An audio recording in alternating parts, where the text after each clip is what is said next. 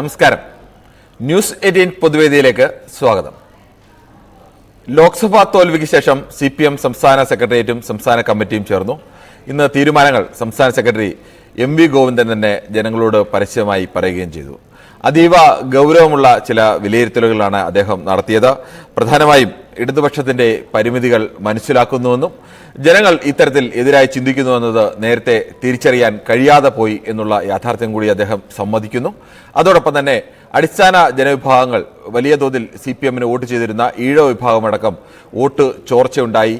BJPയിലേക്ക് അത്തരം വോട്ടുകൾ പോയി. SNDPയിലെ ഒരു വിഭാഗം നേതാക്കൾക്കും ആ വോട്ട് ചോർച്ചയ്ക്ക് അല്ലെങ്കിൽ അത്തരം കാവ്യവൽക്കരണത്തിന് കാരണക്കാരായി നിന്നിട്ടുണ്ട്. ക്രിസ്ത്യൻ ജനവിഭാഗത്തെ പലതരത്തിൽ പ്രലോഭിപ്പിക്കുകയും ഭീഷണിപ്പെടുത്തുകയും ഒക്കെ ചെയ്ത് അത്തരം വോട്ടിലും ചില മാറ്റങ്ങളുണ്ടായി. അതും തൃശ്ശൂരിൽ ബാധിച്ചു. അങ്ങനെ ഇതുവരെ പരസ്യമായി ആളുകൾ പറഞ്ഞിരുന്ന അല്ലെങ്കിൽ വിമർശകർ പറഞ്ഞിരുന്ന പ്രധാനപ്പെട്ട പല വിമർശനങ്ങളും ഉൾക്കൊണ്ടുകൊണ്ട് തിരുത്തലുകൾ വരുത്തും അല്ലെങ്കിൽ ജനങ്ങൾക്ക് കൃത്യമായ രീതിയിലേക്ക് ക്ഷേമ പെൻഷനുകളടക്കം നൽകാൻ കഴിയാതെ പോയത് വീഴ്ചയായി എന്നടക്കം അംഗീകരിച്ചുകൊണ്ടുള്ള ഒരു തിരുത്തലിനാണ് CPM സംസ്ഥാന സെക്രട്ടറി പറഞ്ഞിരിക്കുന്നത്. എന്തായാലും വോട്ടിലെ ഇത്തരം ചോർച്ചകൾ, അടിസ്ഥാന ജനവിഭാഗമടക്കം വോട്ട് ചോർച്ചയുണ്ടായത് ഗൗരവമുള്ള വിഷയം തന്നെയാണ്. അതിനെ ഗൗരവത്തോടു കൂടി തന്നെ CPM കാണുന്നു എന്ന് വേണം MV ഗോവിന്ദന്റെ വാക്കുകളിൽ നിന്ന് മനസ്സിലാക്കുവാൻ. എന്തായാലും ആ ചോർച്ച CPM തിരിച്ചറിഞ്ഞു. ഈ വിഷയമാണ് ന്യൂസ് 18 പൊതുവേദി ചർച്ച ചെയ്യുന്നത്. പ്രേക്ഷകർക്കും പ്രതികരിക്കാം.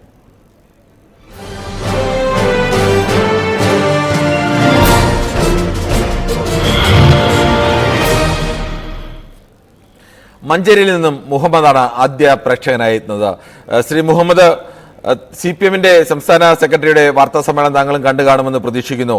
എന്തുകൊണ്ട് പരാജയപ്പെട്ടു എന്നതിനെ സംബന്ധിച്ച് അദ്ദേഹം ഗൗരവമായ വിലയിരുത്തലുകളാണ് നടത്തിയിരിക്കുന്നത്. കമ്മിറ്റിയുടേതായി അത്തരം വീഴ്ചകൾ പരിഹരിക്കുമെന്നും പറയുന്നു. പ്രധാനമായും അദ്ദേഹം പറയുന്നത് അടിസ്ഥാന ജനവിഭാഗത്തിന്റെ വോട്ട് CPMന് എല്ലാ കാലത്തും നട്ടലായി നിന്ന ഈഴവ വിഭാഗത്തിനടക്കം വോട്ടുകളിൽ വലിയ ചോർച്ചയുണ്ടായി. SNDPയുടെ ഭാഗത്തു നിന്നും ഒരു വിഭാഗം നേതാക്കളുടെ ഭാഗത്തു നിന്നും അതിനെ RSS വൽക്കരിക്കാൻ വേണ്ടിയുള്ള ശ്രമം ഉണ്ടായി എന്നടക്കം അദ്ദേഹം പറയുന്നുണ്ട്. ഇത്തരം വോട്ട് ചോർച്ചയെക്കുറിച്ച് CPM ഗൗരവമായി തിരിച്ചറിഞ്ഞ ഒരു തിരുത്തലിന് തന്നെയാണോ ഒരുങ്ങുന്നത്? നമസ്കാരമുണ്ട് സാറേ. നമസ്കാരമുണ്ട്, പറഞ്ഞോളൂ. സംസ്ഥാന സെക്രട്ടറി MV ഗോവിന്ദൻ മാസ്റ്റർ വളരെ നല്ല കാര്യങ്ങളാണ് പറഞ്ഞത്. ഒന്നും ഒളിച്ചു വെച്ചിട്ടൊന്നുമില്ല, ഒളിച്ചു വെപ്പിച്ചിട്ടുമില്ല. കാരണം എന്താ വെച്ചാൽ പറഞ്ഞതെല്ലാം വളരെ 100% ശരിയാണ്. അതവര് മനസ്സിലാക്കി എന്നുള്ളതിൽ വളരെ സന്തോഷമുണ്ട്. കാരണം ഇനിയും ജനങ്ങളുടെ ഇടയ്ക്ക് ഇറങ്ങിച്ചെല്ലും, ജനങ്ങളുമായി ഇണചേർന്ന് ഇനിയും ഈ അവരെ കാര്യങ്ങളിൽ പ്രധാന പങ്ക് വഹിച്ച് പ്രവർത്തിക്കും എന്നുള്ളതും അദ്ദേഹം ഉറപ്പു നൽകി. പിന്നെ ഇതേപോലെ തന്നെ മറ്റ് ഇത് ജയിക്കും തോൽക്കാനുള്ള ഒരു കാരണത്തിനെ സംബന്ധിച്ച് പല പാർട്ടികളും 2-3 പാർട്ടികൾ ലീഗ്, NDF, പിന്നെ SDPI പോലൊക്കെ മറ്റേ പാർട്ടി ചേർന്ന് കണ്ട് ഇവിടെ ഇവര് വരുന്നതിന് തടസ്സം ഉണ്ടാക്കുകയാണ് ചെയ്തിട്ടുള്ളത്. ആര് എന്നാലും അവരെ, അതായത് ഈ മറ്റേ നരേന്ദ്രമോദി സർക്കാരിനെ ഒരു ഭയപ്പെടുത്തൽ എന്നതിൽ ഉണ്ടാക്കി എന്നുള്ളത് വളരെ സത്യമാണ്. ഇനിയും പാർട്ടി തെറ്റ് തിരുത്തി മുന്നോട്ട് പോകും. ശരി, താങ്കളുടെ അഭിപ്രായം വളരെ വ്യക്തമാണ്. വയലാറിൽ നിന്നും ശ്രീ ശശിധരൻ കൂടി ചെയ്യുന്നുണ്ട്. ശ്രീ ശശിധരൻ, അടിസ്ഥാന ജനവിഭാഗത്തിന്റെ അടക്കം വോട്ടിൽ വലിയ ചോർച്ചയുണ്ടായെന്നും SNDP യൂണിയന്റെ ചില നേതാക്കളുടെ അടക്കം പ്രവർത്തനങ്ങൾ അത് ആ വിഭാഗത്തെ അടക്കം ഒരു വിഭാഗത്തിന്റെ വോട്ടടർത്താനും അത് BJPയിലേക്ക് പോകാനും കാരണമായി എന്നടക്കം തുറന്നു പറയുന്ന ഒരു വാർത്താ സമ്മേളനമായിരുന്നു MV ഗോവിന്ദന്റേത്. താങ്കൾക്ക് എന്ത് തോന്നുന്നു? ഈ വോട്ട് ചോർച്ച CPM തിരിച്ചറിഞ്ഞ ഒരു തിരുത്തലിന് തയ്യാറാവുമോ? Good evening. Good evening. പക്ഷെ സംഭവം മനസ്സിലാക്കി എന്ന് പറയാനായിട്ട് വലിയ അർത്ഥമൊന്നുമില്ല. കാരണം എന്ന് പറഞ്ഞാൽ ഒരു ന്യായീകരണം എന്നുള്ള മാത്രമേ ഇന്നത്തെ വാർത്താ സമ്മേളനത്തിൽ എനിക്ക് തോന്നുള്ളൂ. കാരണം ഈഴവരുള്ളത് കുറഞ്ഞു, അങ്ങനെ ക്രിസ്ത്യൻസിനെ തെറ്റിദ്ധരിപ്പിച്ച് ഇങ്ങനെ കുറഞ്ഞു. ഇപ്പോഴും മൊത്തത്തിലുള്ള ജനങ്ങളെ ഒന്നായി കണ്ട് ജനങ്ങളുടെ പ്രശ്നങ്ങൾ പരിഹരിക്കാത്തത് കൊണ്ടാണ് നമുക്ക് വോട്ട് പറഞ്ഞതെന്ന് മനസ്സിലാക്കാത്തിടത്തോളം കാലം ഇവർ പഠിച്ചിട്ടുണ്ടെന്ന് എന്നെ പോലുള്ളൊരു ശശിധരൻ, എന്റെ ഒരു ചെറിയ സംശയമാണ്. ഏത് കാര്യത്തിലാണ് ഇപ്പോൾ അത് സർക്കാർ തന്നെ പറയുന്നു ഒരു പ്രധാനപ്പെട്ട വിഷയം ക്ഷേമ പെൻഷനുകൾ കൃത്യമായി നൽകാൻ കഴിഞ്ഞില്ല. ജനങ്ങൾക്ക് സർക്കാരിനെതിരായിട്ടുള്ള വികാരം തിരിച്ചറിയാൻ അല്ലെങ്കിൽ മനസ്സ് തിരിച്ചറിയാൻ പൂർണ്ണമായും കഴിഞ്ഞില്ല. അല്ലെങ്കിൽ ഇന്ന വിഭാഗത്തിന്റെ ഒക്കെ വോട്ടുകൾ ചോർന്നിട്ടുണ്ട്. ആലപ്പുഴയിലടക്കം അത്ര വോട്ട് ചോർച്ച ഉണ്ടായിട്ടുണ്ട്. ഇതെല്ലാം തുറന്നു പറയുമ്പോൾ പിന്നെ ഇതല്ല മറ്റെന്ത് കാരണമാണ് എന്നാണ് താങ്കൾ പറയുന്നത്? അതല്ല പറയുന്നത് മനസ്സിലാക്കുക. കാരണം എന്ന് പറഞ്ഞാൽ ജനങ്ങളാണ് വോട്ട് ചെയ്തത്. അതെ, അതിനകത്ത് ഞാൻ പറയട്ടെ ജനങ്ങളാണ് വോട്ട് ചെയ്തത്. ഇപ്പൊ വെള്ളാപ്പള്ളി പറഞ്ഞുകൊണ്ടൊന്നും ഈഴവരുന്ന് മറിച്ച് വോട്ട് ചെയ്യത്തില്ല. ഞാൻ പറഞ്ഞത് കേട്ട് ഇങ്ങോട്ടുള്ള പ്രതികരണം ഞാൻ പറഞ്ഞ ശേഷം പറയുക. അതായത് ഓരോ സമുദായത്തിലും ഉള്ള ആളുകളുടെ മേലധ്യക്ഷന്മാരും പറഞ്ഞിട്ടല്ല, ജനങ്ങളിൽ നിന്ന് അനുഭവിക്കുന്ന നീറുന്ന പ്രശ്നങ്ങൾ കൊണ്ടാണ് വോട്ട് ചെയ്യാൻ മാറി നിന്നത്. എന്നെപ്പോലെ ഞാൻ ആദ്യമായിട്ട് പിന്നെ ഇടതുപക്ഷത്തിനെല്ലാവരും വോട്ട് ചെയ്ത ഇലക്ഷനാണിത്. അതുകൊണ്ടാണ് ഞാൻ അത്ര തീവ്രതയോടെ പറയുന്നത്. കാരണം ഞാനും എന്റെ വൈഫും രോഗം പിടിച്ച അവസ്ഥയിൽ കഴിയുന്നവരാണ്. ഞങ്ങൾക്ക് 6 മാസത്തെ പെൻഷനാണ് കിട്ടാനുള്ളത്. അങ്ങനെ അതുപോലെ തന്നെ സപ്ലൈക്കോയി പോകും എല്ലാ മാസവും. ഒരു സാധനം അവിടുന്ന് മര്യാദ കിട്ടാറില്ല. 1 കിലോ പഞ്ചസാര കിട്ടിയിട്ട് 9 മാസമായി. താങ്കളുടെ അഭിപ്രായം വ്യക്തമാണ്. പറഞ്ഞു ഹാസ്യാത്മകമായിട്ട് ഇതിനകത്ത് ഞാനൊരു മറുപടി കൂടെ പറയാം. അതായത് അവര് ചോർച്ചയൊക്കെ കണ്ടുപിടിച്ചു, പുതിയ പാത്രം മേടിക്കാൻ ഉദ്ദേശിച്ചിട്ടുണ്ട്, ചോരാതിരിക്കുക, അത്രയേ ഉള്ളൂ. ശരി, ഓക്കെ. എന്തായാലും താങ്കളുടെ അഭിപ്രായം അങ്ങനെ. നമുക്ക് മറ്റൊരു പ്രേക്ഷകൻ കൂടിയുണ്ട്, ബാലകൃഷ്ണനാണ് വടകരയിൽ നിന്നും. ശ്രീ ബാലകൃഷ്ണൻ, ഏകദേശം കഴിഞ്ഞ ദിവസം വരെ മാധ്യമങ്ങളായാലും അല്ലെങ്കിൽ സാമൂഹ്യ വിമർശകരായാലും എല്ലാവരും പറഞ്ഞിരുന്ന വിമർശനങ്ങളൊക്കെ CPM ഉൾക്കൊള്ളുകയും അത് അംഗീകരിച്ച് തിരുത്തലുകൾ വരുത്തും എന്ന് പറയുകയും ചെയ്യുന്നു MV ഗോവിന്ദൻ. യഥാർത്ഥത്തിൽ ഈ വോട്ട് എങ്ങനെ ചോർന്നു എന്നതിനെ സംബന്ധിച്ചൊക്കെയുള്ള ഒരു വിലയിരുത്തലേക്ക്, ശരിയായ വിലയിരുത്തലിലേക്ക് CPM എത്തിയെന്ന് കരുതാമോ? നമസ്കാരം സാർ. നമസ്കാരം. വോട്ട് സാധാരണ ഈ വർഗീയ വിഘടനവാദികളുടെ വോട്ട് രഹസ്യമായിട്ട് ഇടതുപക്ഷം മേടിക്കാറുണ്ട്. ഈ പ്രാവശ്യം UDF അവർ പരസ്യ പിന്തുണ പ്രഖ്യാപിച്ച് കൊടുത്തു. അതിൽ അത്ഭുതമൊന്നുമില്ല സാർ. അത് ഗോവിന്ദ മാഷ് അറിയാതെ ഏത് രാഷ്ട്രീയ വിദ്യാർത്ഥിക്കും നോക്കി കണ്ടാൽ അറിയാം. ഇക്കുറി ഈ പ്രാവശ്യം വർഗീയ വിഘടനവാദികൾ, അതായത് ഇന്ത്യ മുന്നണിയാണിത്, അതിൽ കോൺഗ്രസ് UDFന് കൊടുക്കുന്നതാണ് നല്ലത് എന്ന് മനസ്സിലായിക്കൊണ്ട് വർഗീയ വിഘടനവാദികൾ തീർത്തും. ആരാണ് ഈ വർഗീയ വിഘടനവാദികൾ എന്നൊക്കെ താങ്കൾ പറയുമ്പോൾ താങ്കൾ ആരാണ് ഉദ്ദേശിക്കുന്നത്? ആരാണെന്നാ? അതെ, അതിലും മലരും കരുതിക്കൊന്ന് അറിഞ്ഞ് 921 ഊരിയ കത്തി ഞങ്ങൾ മടക്കിയിട്ടില്ല. അങ്ങനെയൊക്കെ പറയുമ്പോൾ കേരളത്തിലെ എല്ലാ വിഭാഗത്തിൽ നിന്നും, കേരളത്തിലെ ഹിന്ദു വർഗീയവാദികളും മുസ്ലിം വർഗീയവാദികളും ക്രിസ്ത്യൻ വർഗീയവാദികളും കേരളത്തിലുണ്ട്. അവരൊക്കെ ശക്തമായ സംഘടനകൾ, ശക്തമായി തന്നെ അവർക്കൊക്കെ സംഘടനകളുണ്ട്. അല്ലെങ്കിൽ ഏതെങ്കിലും ഒരു മതവിഭാഗത്തിന് മാത്രമല്ലല്ലോ വർഗീയവാദികൾ ഉള്ളത്. സാർ ഒരു മിനിറ്റ് ശ്രദ്ധിക്കുക. 21 ഊരിയ കത്തി അറബിക്കടലിൽ എറിഞ്ഞെന്ന് പറഞ്ഞാൽ അതിനേക്കാളും മോശപ്പെട്ട മുദ്രാവാക്യം വിളിച്ചിട്ടില്ലേ മറ്റു മതക്കാർ? അത്ര അറക്കുന്ന മുദ്രാവാക്യം ആരാ സാർ? എന്തെല്ലാം വിളിച്ചിട്ടുണ്ട് ഇന്ത്യയിൽ ഏതെല്ലാം കാലത്ത് ഇന്ത്യയിലെ വ്യത്യസ്ത മതവിഭാഗങ്ങൾ, ഒരു മതത്തിന് മാത്രമല്ലോ തീവ്രവാദികളുള്ളത്, എല്ലാ മതത്തിലുമില്ലേ? അവരെല്ലാം അത്തരത്തിൽ മുദ്രാവാക്യങ്ങൾ വിളിച്ചിട്ടില്ലേ? ഞാൻ സാറിനോട് ചോദിക്കുന്നത് RSSനെതിരായിട്ടാണ് വിളിച്ചെന്ന്. 21 RSS ഉണ്ടോ? ഞാൻ പറയുന്നത് RSSനെതിരെ വിളിച്ചോ ഇല്ലയോ എന്നുള്ള വിഷയം. താങ്കൾ മറച്ചു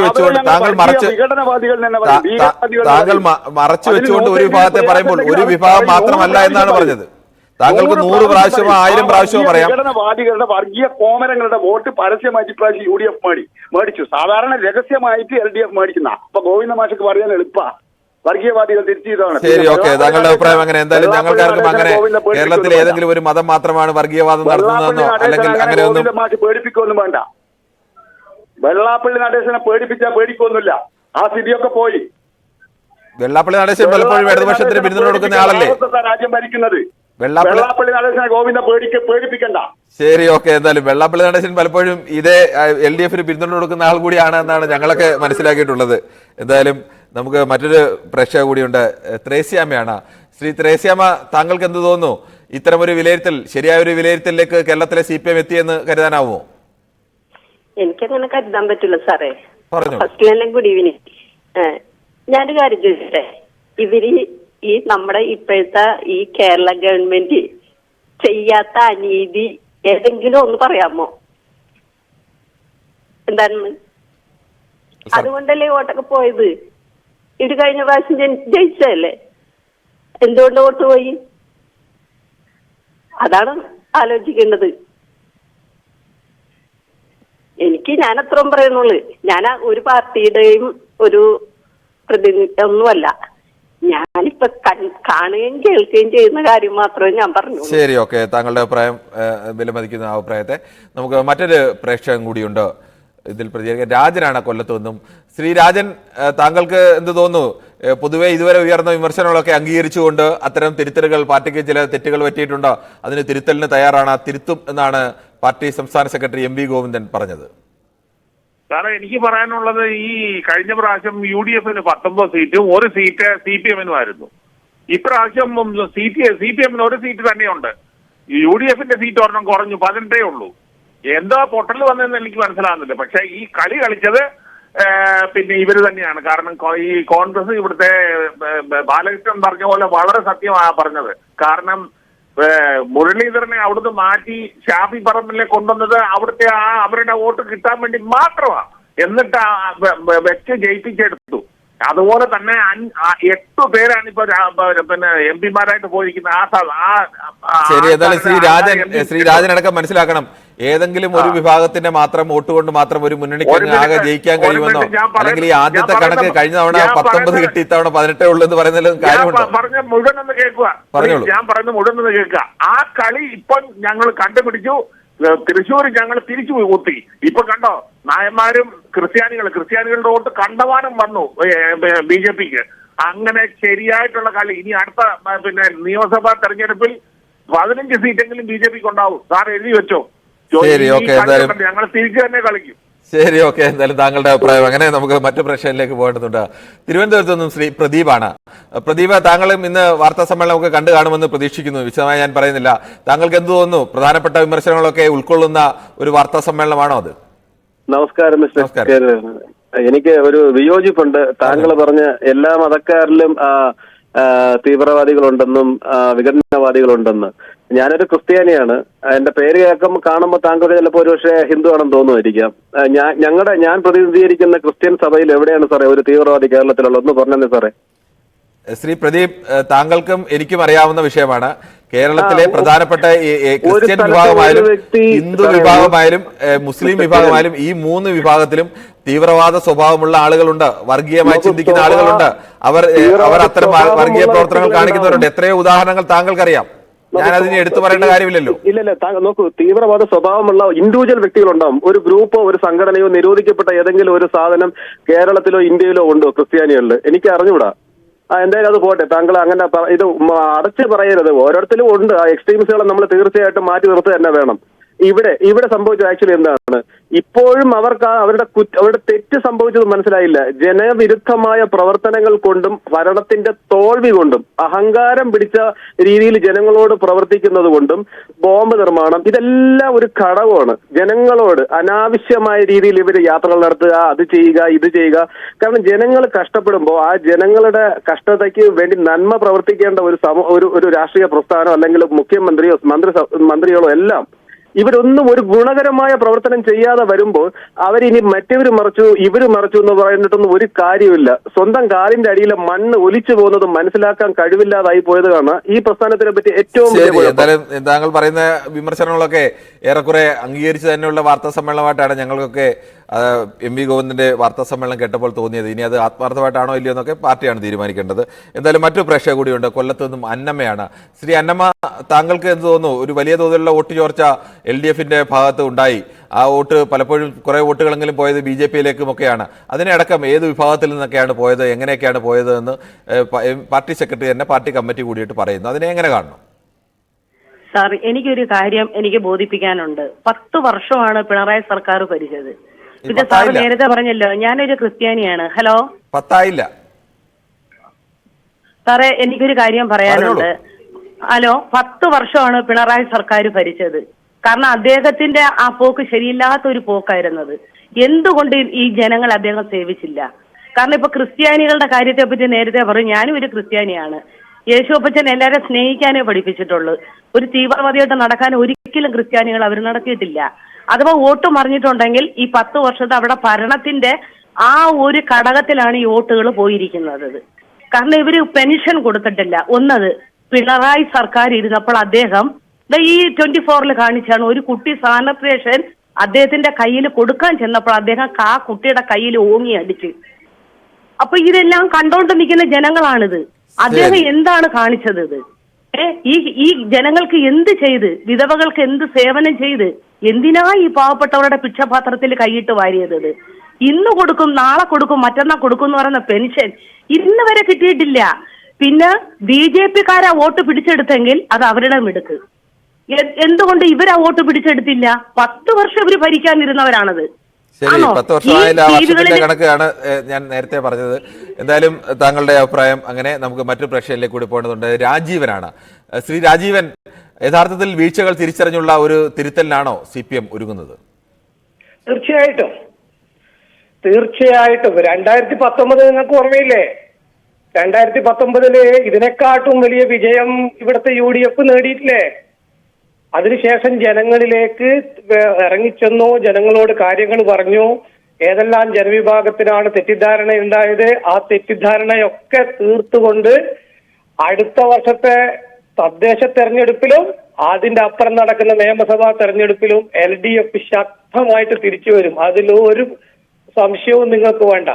ഇവരൊക്കെ കുറെ ഇപ്പൊ ചർച്ചയിലൊക്കെ അങ്ങനെ പിണറായി വിജയനെ കൊണ്ട് 2019 അവസാനം എന്തെല്ലാം പറഞ്ഞിരുന്നു. ശരി, താങ്കളുടെ അഭിപ്രായം വളരെ വ്യക്തമാണ്. നമുക്ക് മറ്റു പ്രശ്നങ്ങളിലേക്ക് കൂടി പോകേണ്ടതുണ്ട്. പന്തളത്ത് നിന്നും ശ്രീ കണ്ണനാണ്. ശ്രീ കണ്ണൻ, താങ്കൾക്ക് പറയാം. സാറേ, എനിക്ക് പറയാനുള്ള കാര്യം എന്ന് പറഞ്ഞാൽ സാറേ, ഈ ജാതിയുടെയും മതത്തിന്റെയും വർണ്ണത്തിന്റെയും വർഗത്തിന്റെയും ഒന്നും ഇല്ലാതെ ഏറ്റവും കൂടുതൽ ജനങ്ങള് ഇവിടുത്തെ നമ്മുടെ ഇന്ത്യയിലെ ഏറ്റവും വലിയൊരു വിദ്യാഭ്യാസപരമായിട്ട് മുന്നിൽ നിൽക്കുന്ന സംസ്ഥാനമാണ് നമ്മുടെ കേരളം. ഈ കേരളത്തിൽ ജാതിയുടെയും മതത്തിന്റെയും ഒന്നും പേരിൽ നടത്താതെ തന്നെ കാര്യങ്ങൾ മുന്നോട്ട് കൊണ്ടുപോയി കഴിഞ്ഞാൽ ജനങ്ങൾക്കറിയാം ആരെ ജയിപ്പിക്കണം ആരെ ജയിപ്പിക്കണം എന്നുള്ളത്. അതാണ് ഇപ്പൊ കണ്ടുവരുന്നത്. ഇനി നല്ലതായിട്ട് തന്നെ ഇനിയുമുള്ള നാളുകളും ഇലക്ഷൻ വരുമ്പോഴും ജനങ്ങൾ അത് പഠിച്ച് മനസ്സിലാക്കി വോട്ട് വിജയിപ്പിക്കും. ശരി, ഓക്കെ. എന്തായാലും ചന്ദ്രനാണ് കരുനാഗപ്പള്ളിയിൽ നിന്നും. ശ്രീ ചന്ദ്രൻ, യഥാർത്ഥത്തിൽ CPM വീഴ്ചകൾ തിരിച്ചറിഞ്ഞ ഒരു തിരുത്തലിനുള്ള ഒരുക്കമാണോ ഇത്? സാർ നമസ്കാരം. സാറേ നമസ്കാരം, പറഞ്ഞോളൂ. നമസ്കാരം സാറേ. നമ്മുടെ ജനാധിപത്യ പ്രക്രിയ ജനങ്ങളാൽ തെരഞ്ഞെടുക്കപ്പെടുന്ന പ്രതിനിധികളാണ് നമ്മളെ ഭരിക്കാനെത്തുന്നത്. അപ്പൊ ആ ജനാധിപത്യത്തിൽ എത്തുന്ന നേതാക്കന്മാർ നമ്മുടെ ജനങ്ങളോട് പ്രതികരിക്കുന്ന രീതികളാണോ സംസ്ഥാനം ഭരിക്കുന്ന എന്റെ മുഖ്യമന്ത്രി ശ്രീ പിണറായി വിജയൻ സംസാരിക്കാറുള്ളത്? അദ്ദേഹം എന്ത് തെറ്റുകൾ പറഞ്ഞാലും അതിനെ ന്യായീകരിക്കാനായിട്ട് ന്യായീകരണ തൊഴിലാളികളായിട്ട് കുറെ ആൾക്കാർ, ഇതെല്ലാം ദൃശ്യമാധ്യമങ്ങളിൽ കൂടി ഈ ലോകം മൊത്തം കണ്ടുകൊണ്ടിരിക്കുന്നതാണ്. തലക്കടിക്കുന്നത് ഞങ്ങൾ ചെയ്യുന്നതായ രക്ഷാപ്രവർത്തനമാണെന്ന് പറയുന്ന ഒരു മുഖ്യമന്ത്രി, ഒരു ക്രൈസ്തവ സമൂഹത്തിന്റെ ഉന്നതനായ ഒരു വ്യക്തിയെ അത്ര നീചമായി സംസാരിക്കുന്ന ഒരു മുഖ്യമന്ത്രി, ഇതൊന്നുമല്ല ശ്രീമാൻ പിണറായി വിജയൻ എന്ന മുഖ്യമന്ത്രി ഞങ്ങൾ പ്രതീക്ഷിക്കുന്നത്. ഇതെല്ലാം ജനങ്ങൾ കണ്ടുകൊണ്ടിരിക്കുകയാണ് സാർ. വോട്ടായി വരുമ്പോഴത്തേക്ക് അത് ഈഴവനെന്നോ മുസൽമാനോ ക്രിസ്ത്യാനിയോ എന്ന് വേർതിരിക്കാതെ ഈ പാർട്ടിയെ വിജയിപ്പിച്ച ആൾക്കാരാണ് ഇന്ന് തിരിച്ചു വോട്ട് ചെയ്തത്. അത് മനസ്സിലാക്കാനുള്ള ഒരു കാര്യം ഈ പാർട്ടി ചെയ്തില്ലെങ്കിൽ ഈ പാർട്ടി കേരളത്തിൽ നിന്ന് ഇല്ലാതാകുമെന്നുള്ളതിനകത്ത് യാതൊരു സംശയമില്ലാത്ത കാര്യം. ഞാനൊരു ഇടതുപക്ഷ ചിന്താധിക്കാരനാണ്. ഈ പാർട്ടിയെ തിരുത്തണം. പാർട്ടി തെറ്റ് ചെയ്യുമ്പോൾ തെറ്റിതിരുത്താനുള്ള ആർജവം കാണിക്കുന്ന നേതാക്കന്മാരുണ്ടാവണം. ഒരാളെങ്കിലും പറയുന്നുണ്ടോ? ഇതിനെതിരെ? ശരി, എന്തായാലും നമുക്ക് ആ തീരുമാനം പറയുന്നത് കേൾക്കുമ്പോൾ അത്തരം ചർച്ചകളൊക്കെ പാർട്ടിക്കുള്ളിൽ ഉണ്ടായി എന്ന് തന്നെയാണ് മനസ്സിലാക്കേണ്ടത്. അല്ലെങ്കിൽ അത്തരത്തിലേക്ക് ജനങ്ങളെ തിരിച്ചറിയുന്നതിൽ, ജനങ്ങൾക്ക് ഇത്രത്തോളം എതിർപ്പുണ്ടെന്ന് തിരിച്ചറിയുന്നതിൽ, ജനങ്ങളുടെ മനോഭാവം തിരിച്ചറിയുന്നതിൽ പാർട്ടിക്ക് വീഴ്ച പറ്റിയെന്ന് പാർട്ടി സെക്രട്ടറി തന്നെ പറയില്ലല്ലോ. സ്വാഭാവികമായും അത്തരം എതിർപ്പുകളും ചർച്ചകളും ഒക്കെ അവിടെ ഉണ്ടായി കാണണം. എന്തായാലും നമുക്ക് മറ്റു പ്രശ്നങ്ങളിലേക്ക് കൂടി പോകേണ്ടതുണ്ട്. ചങ്ങനാശ്ശേരിയിൽ നിന്നും അജയകുമാറാണ്. ശ്രീ അജയകുമാർ, താങ്കൾക്ക് പറയാം. അജയകുമാറിന്റെ ടെലിഫോൺ ബന്ധത്തിൽ ചില തടസ്സമുണ്ടോ എന്ന് തോന്നുന്നു. നമുക്ക് മറ്റ് പ്രശ്നങ്ങളിലേക്ക് കൂടി ശ്രീ രാധാകൃഷ്ണനാണ്. ശ്രീ രാധാകൃഷ്ണൻ, താങ്കൾക്ക് എന്ത് തോന്നുന്നു? അത്തരം തെറ്റുകൾ തിരിച്ചറിഞ്ഞ്, വീഴ്ചകൾ തിരിച്ചറിഞ്ഞ് ഒരു തിരുത്തലിനുള്ള ഒരുക്കത്തിലാണോ CPM? ഹലോ, ഞാൻ എന്താ വിചാരിക്കുന്നത്, സാമൂഹിക പെൻഷൻ എന്തുകൊണ്ട് നിർത്തി? 5 മാസം 6 മാസം പെൻഷൻ ഇവിടെ പെൻഡിംഗ് ആണ്. പറഞ്ഞോളൂ. അതടക്കം വീഴ്ചയായെന്ന് ഇപ്പോൾ സമ്മതിച്ചിട്ടുണ്ട്. 6 മാസം സാമൂഹിക പെൻഷൻ ഇവിടെ പെൻഡിങ്ങിലാണ്. 2 രൂപ സെസ് ഏർപ്പെടുത്തി പെട്രോളിനും ഡീസലിനും വേണ്ടി. ഈ സാമൂഹിക സുരക്ഷാ പെൻഷന്റെ പേരിലാണ് ഈ സെസ് നിങ്ങൾ തിരിക്കുന്നത്. ശരി, ഓക്കെ. നമുക്ക് കോന്നിയിൽ നിന്നും ശ്രീ ഉത്തമൻ കൂടി ചേരുന്നുണ്ട്. ശ്രീ ഉത്തമൻ, പ്രധാനപ്പെട്ട വിമർശനങ്ങളൊക്കെ ഉൾക്കൊള്ളുന്നതാണോ CPM സംസ്ഥാന സെക്രട്ടറിയുടെ ഇന്നത്തെ വാർത്താ സമ്മേളനം? ഇതിപ്പോ സംഭവിച്ചിരിക്കുന്നത് പാർട്ടി തിരുത്തും എന്ന് പറഞ്ഞാൽ ഈ പാർട്ടി ഭരണവും സാധാരണപ്പെട്ട ജനങ്ങളെ പാടെ മറന്നു എന്നുള്ളതാണ് നമുക്ക് മനസ്സിലാക്കാൻ കഴിയുന്നത്. കാരണം അവർ ജനങ്ങളെന്ന് പറയുന്നത് മാർക്സിസ്റ്റ് പാർട്ടിയും അതിന്റെ അണികളെ മാത്രമേ ജനങ്ങളായിട്ട് കണ്ടിട്ടുള്ളൂ. ബാക്കിയുള്ള ആൾക്കാരെ ഒന്നും ഇവരെ മുഖവിലയ്ക്ക് എടുത്തിട്ടേ ഇല്ല. അതുതന്നെയാണ് ഈ പാർട്ടി ജനങ്ങളിൽ നിന്നും ഒറ്റപ്പെടുവാനുള്ള കാരണം.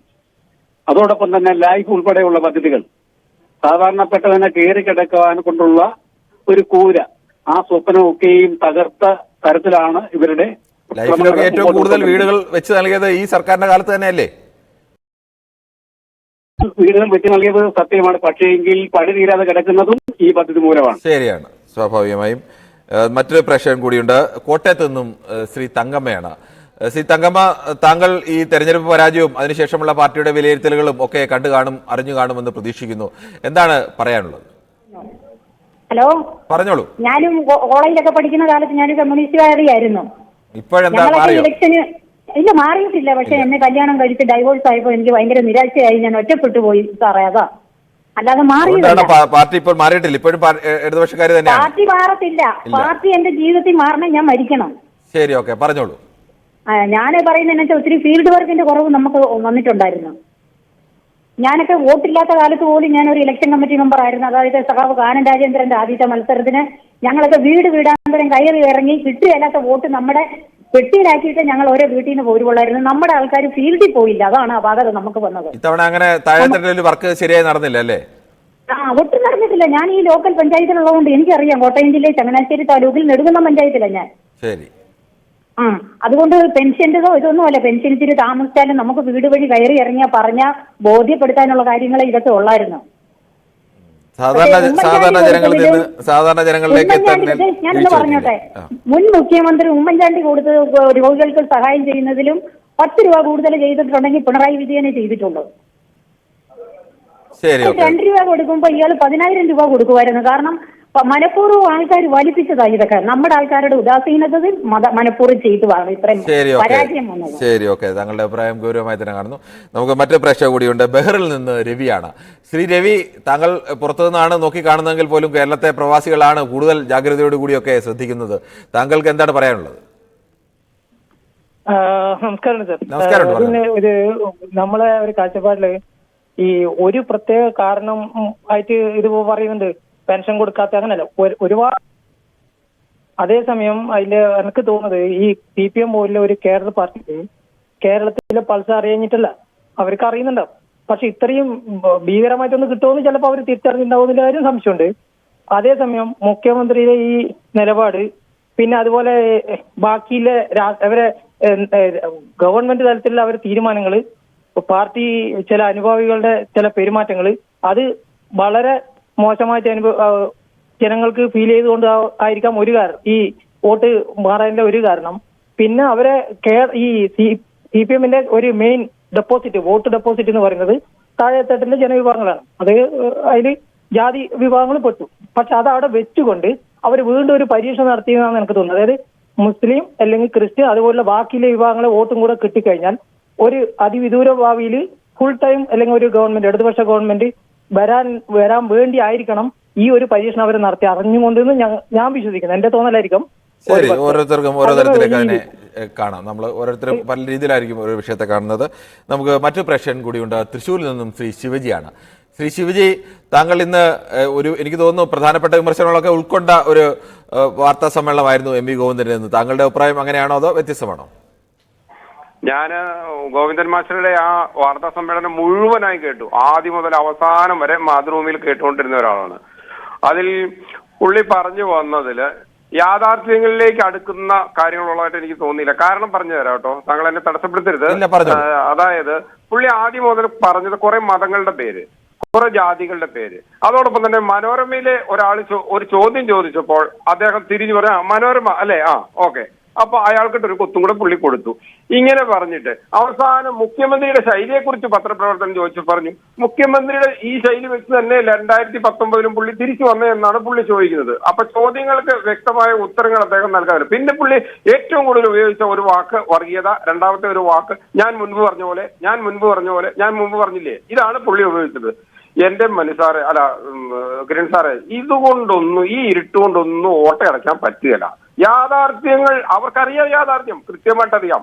ഇവരിൽ നിന്ന് ഈ നേതൃത്വത്തിനെതിരെ സംസാരിക്കാൻ ഇവരിൽ നിന്ന് ഉയർന്നു വരണം ആളുകൾ, തെറ്റ് തിരുത്താൻ. ഈ മാസ്റ്റർ എന്നുള്ള വാക്കിന്റെ അർത്ഥം അധ്യാപകൻ എന്നാണ് എനിക്ക് തോന്നുന്നത്. മാസ്റ്റർ രഘു എന്നൊക്കെ പറയില്ല, അതായത് 12 വയസ്സിൽ താഴെയുള്ള കുട്ടികൾ നല്ല മാസ്റ്റർമാരാണോ ഈ പ്രകാശ് മാസ്റ്ററും ഈ ഗോവിന്ദ മാസ്റ്ററും? അതല്ലല്ലോ വിഷയം. ശ്രീ ശിവജി, നമ്മുടെ ഒരു ചെറിയ സംശയത്തിലേക്കാണ്. താങ്കൾ പറയുന്നു അവിടെ വിമർശനങ്ങൾ ഉയരുന്നില്ല എന്ന്. പക്ഷേ ചേച്ചിയൊക്കെ പറഞ്ഞില്ലേ, ഇപ്പം ആ ചേച്ചിമാർ 2-3 ചേച്ചിമാർ വിളിച്ചില്ലേ, അവരൊക്കെ പറഞ്ഞതാണ് ഇതിന്റെ യഥാർത്ഥ. ഇങ്ങനെയൊന്നും ഇനി കേരള ജനതയെ കബളിപ്പിക്കാൻ പറ്റില്ല.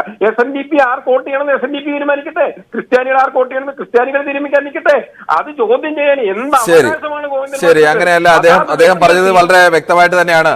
SNDPക്ക് ഒരു പരമ്പരാഗതമായി തന്നെ ആ സംഘടനയ്ക്ക് ഒരു ലക്ഷ്യമുണ്ട്, ആ സംഘടനയ്ക്ക് ഒരു രാഷ്ട്രീയ സ്വഭാവമുണ്ട്. അത് ഏതെങ്കിലും തരത്തിൽ ഇപ്പോൾ എടുക്കുന്ന നിലപാടുകളല്ല, അതുകൊണ്ട് തിരുത്തണമെന്നുള്ള ആവശ്യമാണ് അദ്ദേഹം ഉന്നയിച്ചത്. എന്തുകൊണ്ടാണ് BDJസിന്റെ അടക്കം സംഘടനകളെ അദ്ദേഹം വിശദമായി സംസാരിക്കുകയും ചെയ്തു എന്നാണ് ഞാൻ കരുതുന്നത്. മറ്റൊരു പ്രേക്ഷകൻ കൂടിയുണ്ട്, അർജുനാണ് കോഴിക്കോട് നിന്നും. ശ്രീ അർജുൻ, താങ്കൾക്ക് എന്താണ് ഈ വിഷയത്തിൽ പറയാനുള്ളത്? എനിക്ക് പറയാനുള്ളതെന്ന് പറഞ്ഞു കഴിഞ്ഞെങ്കിൽ ഇത്തവണ LDF ഇത്രയും പിന്നോട്ട് പോയതിന്റെ ഒരു മേജർ റീസൺ വിനയം എന്ന് പറയുന്ന ഒരു വലിയ വാക്കാണ് ഈ രാഷ്ട്രീയത്തിൽ. അത് പിണറായി വിജയൻ മാത്രമല്ല, ഈ പൊതുമരാമത്ത് മന്ത്രിയാണെങ്കിലും ശരി, പിന്നെ അതല്ല ഇൻഡസ്ട്രിയൽ മിനിസ്റ്റർ ആണെങ്കിലും ശരി, പല കാര്യങ്ങളിലും അവർ ഇടപെടുന്നത് വളരെ മാധ്യമപ്രവർത്തകർക്കാണെങ്കിലും അതിന് എല്ലാത്തിനും ഒരു റീസണും കളിയാക്കിയുള്ള സംസാരം. ഇത് ജനങ്ങൾ കണ്ടുകൊണ്ടിരിക്കുക. അറ്റ് ദി സെയിം ടൈം അപ്പുറത്തെ സ്ഥലത്ത് അവര് കേരള ഇതൊന്നും പറഞ്ഞ് വളരെ ദൂരത്തായിട്ടുള്ള ഒത്തിരി കാര്യങ്ങളും ചെയ്യുന്നുണ്ട്.